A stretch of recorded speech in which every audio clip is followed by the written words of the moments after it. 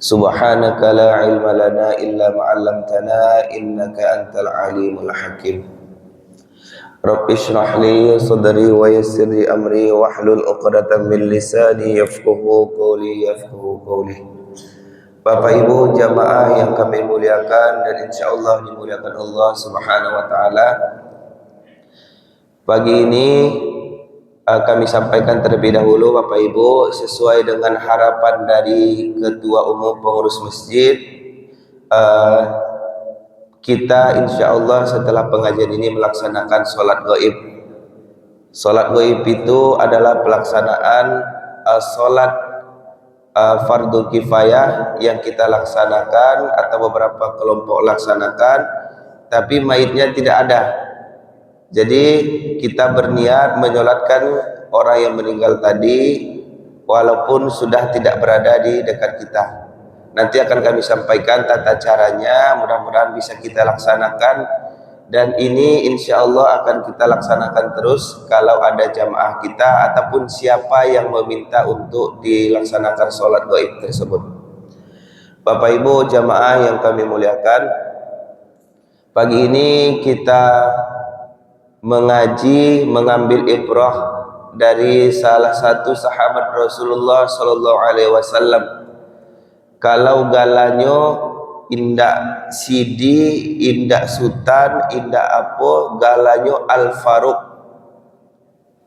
Jadi kan awak ado sidi, ado tuangku, ado syekh, tapi ko Bapak Ibu Al-Faruq di kalangan sahabat lainnya. Apa itu Al-Faruq? Yaitu pembeda. Siapa nama sahabat Rasulullah tersebut? Adalah Umar bin Khattab. Umar bin Khattab, Bapak Ibu jamaah yang kami muliakan, memahami hadis Rasulullah sallallahu alaihi wasallam, "Man kana yu'minu billahi wal yaumil akhir falyaqul khairan aw liyasmut."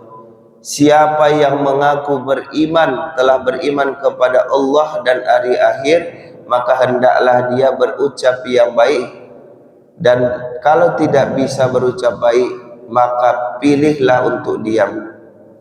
Maka Umar mengatakan, Bapak Ibu, aku tidak pernah menyesali diamku, tapi acap kali berulang kali aku menyesali ketika aku berbicara.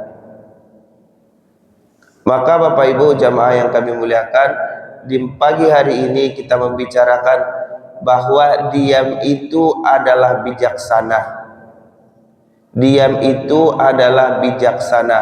Ketika seseorang sudah mampu diam, mampu untuk mengelola ucapannya, mengelola perkataannya, maka itu salah satu contoh orang yang bijaksana. Dan kebalikannya, orang yang semuanya dia bicarakan, yang semuanya dia ucapkan, maka itu belum orang yang bijaksana. Suatu ketika Bapak Ibu, Umar bin Khattab ini adalah seorang Raisul Mukminin, Amirul Mukminin. Kalau bahasa kita kini Bapak Ibu, presiden. Tapi tidak presiden sih Bapak Ibu, gubernur. Nah Bapak Ibu yang kami muliakan, suatu ketika Umar bin Khattab itu melaksanakan kebiasaannya di tengah malam itu pergi ronda, istilahnya keliling-keliling wilayahnya. Jadi ketika Umar bin Khattab itu melewati satu rumah, maka dia mendengar pembicaraan seorang perempuan dengan putrinya. Apa yang dia dengar Bapak Ibu? Si ibu tadi dalam di tengah malam itu menyuruh anaknya untuk menambahkan air di jualan mereka. Mereka jualan susu untuk mendapatkan keuntungan, maka diperintahkanlah putrinya untuk menambahkan air ke dalam susu tersebut. Maka Umar bin Khattab itu mendengarnya. Saking emosinya Umar bin Khattab, saking naik darahnya mendengar kecurangan atau hal yang tidak baik tersebut, maka Umar langsung masuk ke dalam rumahnya.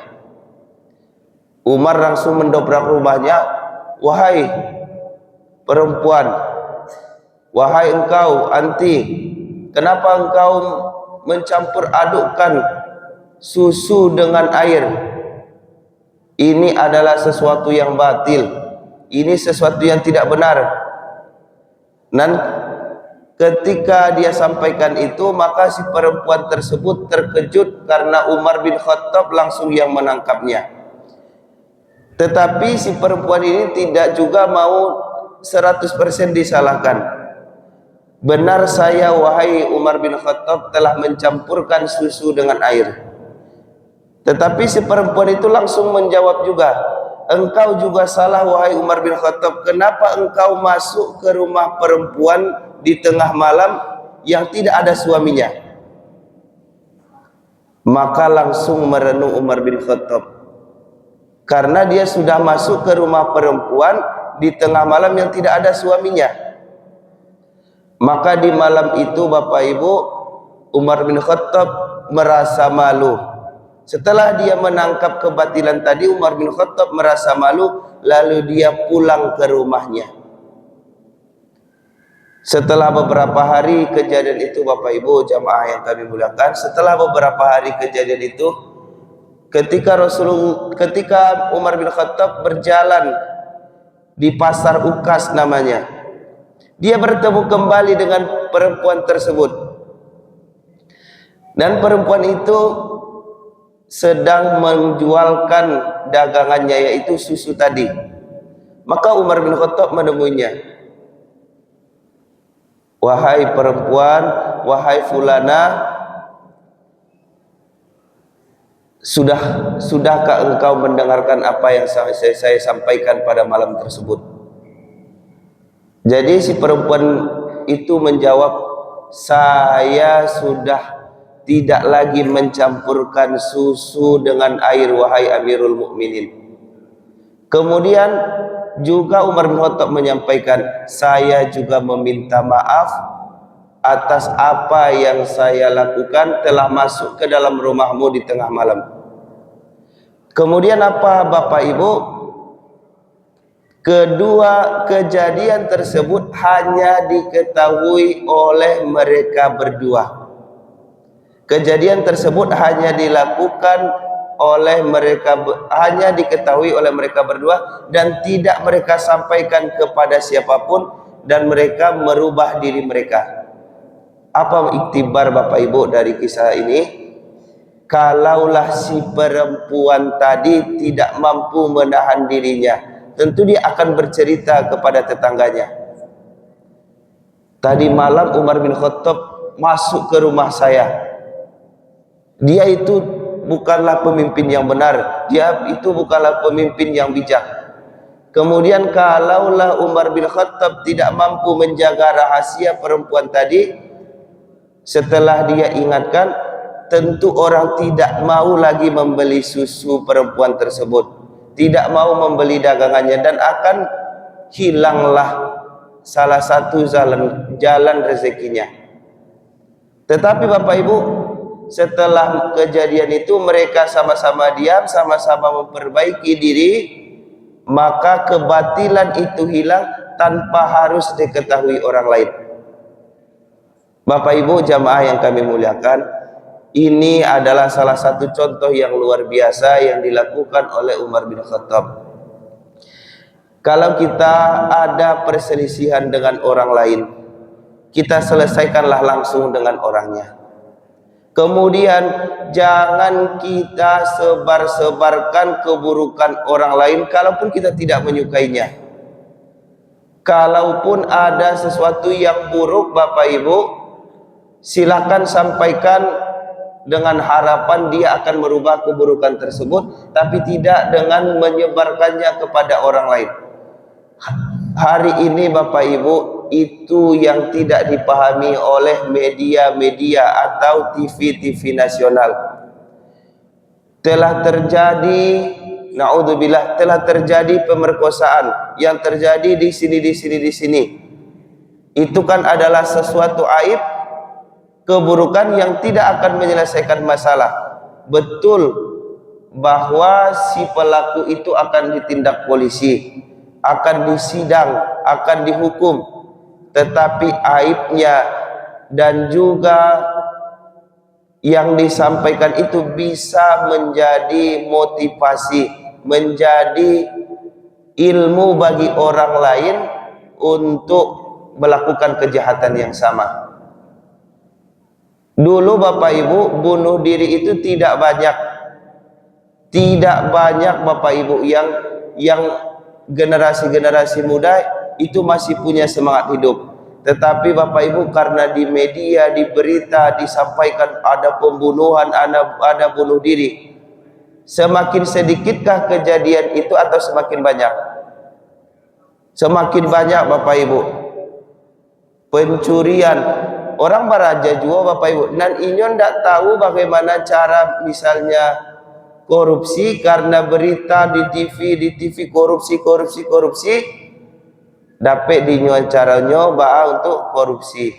Maka Bapak Ibu yang kami muliakan, kalau ada keburukan, ada sesuatu yang tidak mengenakan dalam hati kita, sampaikan kepada orangnya, dan kita juga introspeksi diri. Kita perbaiki apa yang rasa kita harus diperbaiki tanpa harus menyebarluaskannya. Maka diam itu adalah sesuatu bijaksana yang sangat luar biasa ketika kita mampu untuk menahan lidah kita untuk tidak membicarakan sesuatu yang sebenarnya itu tidak bermanfaat bagi orang lain. Kemudian Bapak Ibu, juga bicara diam ini Allah menyampaikan, fa idza quri'al qur'anu fastami'u lahu wa ansitu la'allakum turhamun. Apabila telah dibacakan kepadamu Al-Qur'an, fastami'u lahu wa ansitu la'allakum turhamun, maka hendaklah untuk dengarkan bacaan tersebut, wa ansitu la'allakum turhamun, dan diamlah, semoga Allah merahmatimu, semoga Allah menyayangimu. Bapak Ibu jamaah yang kami muliakan, ini seringkali kita abaikan.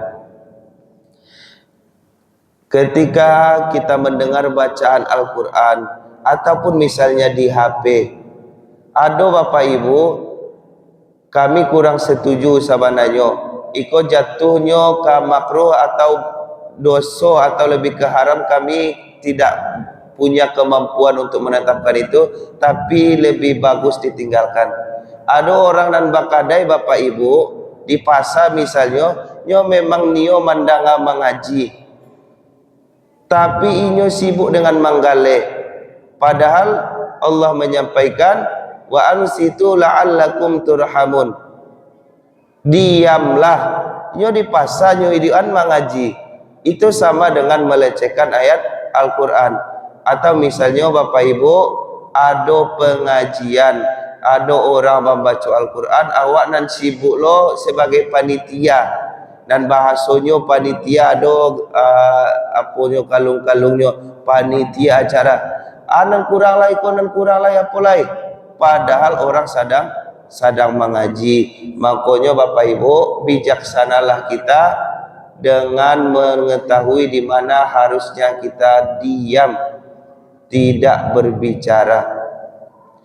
Kemudian Bapak Ibu jamaah yang kami muliakan, ada satu lagi diam yang dianjurkan Rasulullah yang bisa menjadi pertanda iya atau bolehnya sesuatu. Apa itu Bapak Ibu? Seorang anak gadis, seorang perempuan yang ketika dijodohkan dengan seorang pria, Rasulullah menyampaikan, as-sukutu alamatur ridha. Diam itu menunjukkan iya atau maunya seorang perempuan. Jadi Bapak Ibu, kalau ibu ada anak gadis dan pantas lah untuk berkeluarga, ibu tawarkan, lai amwaju si Ahmad tuh, nyo diam-diam seh. Atanya kedua kalinya, si Ahmad tu lah tiba keluarganya ke rumah awak, lai amwaju inyo, nyo diam seh, amaselah awak mai ikut seh. Itu as-sukutu alamatur ridha. Diamnya itu adalah berarti kemauannya, dia mengiyakan. Tetapi Bapak Ibu tidak bisa dipakai hal ini, kata Rasulullah, tidak bisa dipakai kepada, mohon maaf, kepada janda. Kok janda nyo harus jaleh, indak nio, iyo indak nio. Karena apa Bapak Ibu, dia sudah pernah mengalami atau menjalani hubungan keluarga atau berkeluarga, tentunya dia harus lebih hati-hati lagi dalam melanjutkan pernikahan selanjutnya. Maka itu Bapak Ibu, sekelumit anjuran Rasulullah tentang kita diam. Maka Bapak Ibu, jangan pernah kita mengucapkan sesuatu yang tidak bermanfaat. Lebih baguslah kita diam. Diam itu kalau pada tampaknya Bapak Ibu mulia awak. Kadang kan ada Bapak Ibu orang kok nio mangecek sinio didangasi, orang tahu apa namanya itu. Orang tahu dapua-dapuannya Bapak Ibu, tapi nio man didangasi. Kadang Bapak Ibu adolo awak agak gali mandangannya. Awak duduk yang awak duduk di sini tu ada profesor, ada iko. Iyo danga awak. Bangganya didanga dek profesor. Profesor tu dek lah dapetnya ilmu dia, ko malehnya basikare jo awak, karena indak selepel tibo ilmunya. Inyo nan mengecek politik elit, ilmu politiknya jalehnya lah membaca buku lah, banyaknya baca buku. Nan awak politik dari TV nya awak dapet. Tu diam senyo Bapak Ibu. Jadi pandai-pandai lawak menempatkan di mawak kabang ece. Kolah tuangku di dake awak agak kurangan sakite awak bicara agama. Kok lah pejabat-pejabat dia puawa, ndak usah banyak-banyak baca cerita tentang politik. Awak dah ngasih lu Bapak Ibu. Karena Bapak Ibu, hari kini negara kita hancur karena banyak yang membicarakan bukan bidang dia. Misalnya Bapak Ibu, Menteri Pendidikan, inya salamunya hanya Gojek, membuat perusahaan Gojek, tapi masuk ke Menteri Pendidikan. Akhirnya banyak yang dirubah masalah pendidikan kita. Maka Bapak Ibu yang dirahmati Allah, sekali lagi kami ajak, mari kita memiliki ilmu diam tadi. Banyak orang dan mengajar bacaro mengecek dan rancak dan elok, tapi pagi ini kami mengajaklah mari kita bijaksana dengan memilih tempat atau waktu untuk diam. Bapak Ibu jamaah yang kami muliakan, insyaallah setelah pengajian ini kita akan melaksanakan sholat gaib. Niatnya Bapak Ibu kami ingatkan, kami kanan balia, kalau perempuan usolli ala maitati, sabut namanya kok kita kan almarhumah Ibu Nur Hayati, maitati Nur Hayati al-ghaibati arba'at takbiratin fardal kifayah makmuman lillahi ta'ala. Itu bahasa Arabnya. Kok indak bisa bahasa Arabnya Bapak Ibu?